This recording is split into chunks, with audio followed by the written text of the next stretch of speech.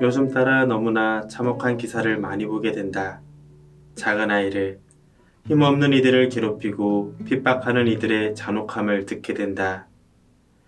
가족이라는 이유로, 부모라는 이유로, 자식이라는 이유로 서로가 서로에게 입에 담기 힘든 폭력을 가해도 아무렇지 않은 사회가 되어버린 걸까? 이런 기사를 접할 때면 힘없이 하늘을 보며 기도한다. 주님께서 그 가여운 영혼을 안아주십시오.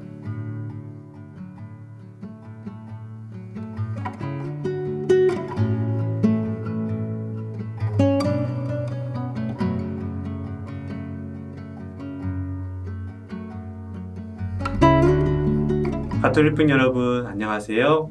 오늘 시작이 조금 무거웠습니다. 요즘 가정에 대해서 또 학교 폭력들에 대해서 아이들에 대해서 그런 이야기가 나오면 마음이 좀 많이 쓰이는 것 같아요.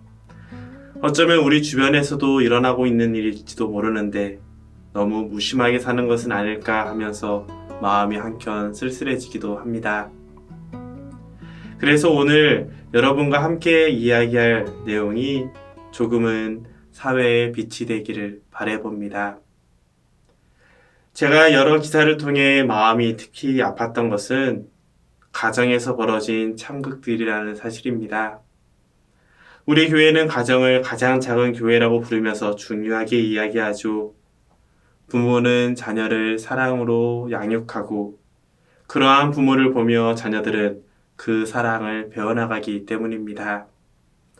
그렇게 해서 가장 작은 사랑의 공동체가 이루어지고 그 사랑을 통해 우리의 신앙은 부모로부터 자녀에게로 계속 전달되게 됩니다. 교리에서도 강조하고 있고 강론을 통해서도 많이 듣는 이야기이긴 하지만 우리는 과연 가정교회를 위해 얼마나 노력을 하고 있을까요? 오늘 여러분에게 소개해 드릴 이야기는 현대 가톨릭 교회에서 가장 뛰어난 성인 중 한 분이라고 불리는 소아 테레사 성녀의 부모님 이야기입니다. 2015년 10월 18일 교회는 최초로 한 부부를 성인으로 시성했다. 바로 루이 마르텐과 젤리 마르텐이다. 그들은 평범한 부부가 아니라 비오 10세의 성인 교황이 우리 시대의 가장 위대한 성인이라고 일컫는 아기 예수의 테레사 성녀의 부모이다. 이 시성은 역사적 사건이다. 교회는 이로써 우리 시대의 성가정을 조명하고 위협을 받고 있는 가정공동체에 희망의 메시지를 주고자 한다.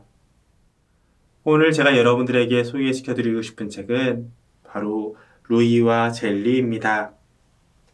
앞서 읽어드린 글에서도 알 수 있는 것처럼 두 사람은 교회에서 최초로 부부가 성인fun에 오른 케이스죠. 평범하면서도 평범하지 않은 삶을 살았던 부부는 자녀들에게 신앙을 선물로 전해주고 자녀들은 세상의 덧없음을 깨닫고 하느님과 함께하는 삶으로 초대받을 수 있었습니다. 하지만 단순히 그들의 딸이 소아 데레사 성녀라는 사실만으로 시정된 것은 아닙니다. 이 두 부부가 세상에서 신앙을 살아가는 평신도의 삶, 참된 성가정의 모습을 보여줬기 때문이죠. 자신의 삶의 색깔은 매일의 선택을 통해 이루어진다. 이 말을 저는 참 좋아하는데요. 실제로 우리가 어디에 가장 많은 시간을 쓰는지를 보면 내가 어떤 삶을 살고 싶은지가 나타나기 때문입니다. 루이와 젤리는 지상에서도 행복을 맛볼 수 있지만 완전한 행복, 충만한 행복은 천상에 있다고 생각했습니다. 그렇기 때문에 시간이 갈수록 변하거나 없어지는 것들에 대해서는 마음을 내려놓을 수 있었고 더 중요한 가치를 향해서 나아가는 삶을 선택하고 살아갈 수 있었습니다. 남들이 보기에는 그들이 지상의 모든 행복을 거부한 것처럼 보였지만 그들은 충만하고 완전한 행복을 향해서 조금씩 조금씩 꾸준히 나아가고 있었던 것입니다. 이런 그들의 삶을 통해 우리는 한 가지를 깨달을 수 있습니다. 성인은 태어날 때부터 이루어지는 것이 아니라 삶을 통해 그리고 삶 안에서 점차 성인이 되어 간다는 소중한 사실을 깨달을 수 있죠.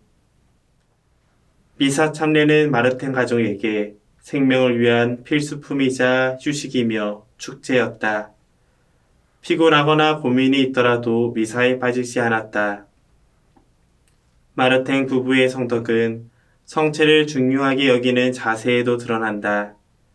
아이들 역시도 늘 성체를 모시는 준비에 최선을 다했다. 그 예로 천년 성체를 충실히 준비할 수 있다는 이유 하나만으로 레오니를 성모 마리아 방문 수녀회 기숙사로 보냈다. 사소한 일상은 모두 하느님을 맞이하기 위한 준비 과정이었다. 매일 매순간 준비하는 거야. 그리고 우리는 보게 됩니다. 자녀들에게 신앙을 주입하는 것이 아니라 그들이 느끼게 해주는 것이 얼마나 중요한지를요. 심지어 젤리와 자녀들이 병으로 세상을 떠나는 시련을 겪으면서도 모든 것이 하느님 안에 있다는 희망이 있었기 때문에 이 가족은 하느님을 향한 믿음으로 하나로 뭉칠 수 있었습니다. 그리고 자연스럽게 자녀들은 부모를 따라 굳건히 신앙의 길을 걷게 됩니다. 따뜻한 집과 풍족한 음식이 우리 가족을 행복하게 만드는 걸까요? 그것이 우리 아이들, 부모님들에게 진정한 기쁨을 주는 것일까요? 오늘 만나는 이야기를 통해 잠시 우리의 가정과 자신의 마음을 돌아보면 좋겠습니다. 그리고 우리 마음속에 떠오르는 지금 무엇을 해야 할지 느끼는 그것을 위해서 한 걸음 더 나아갈 수 있었으면 좋겠습니다. 두 사람은 시련 속에서 하느님의 손길을 깨달았다.